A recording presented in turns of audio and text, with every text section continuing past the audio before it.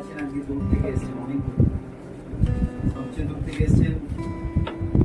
দাদা একটু দাঁড়ান, কাঁথি থেকে এসেছেন, দীঘার কাছে। দীঘা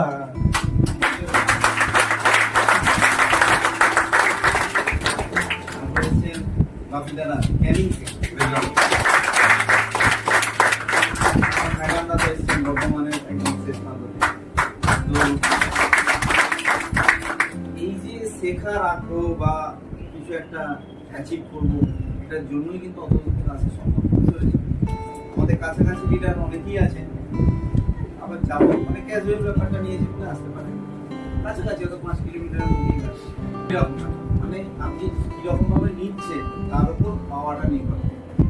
একজন ইকোনমিক্স স্পিচ উনি বলেছেন, হাংরি ম্যান ফাইট ওয়েল, ক্ষুধার্ত মানুষই ভালো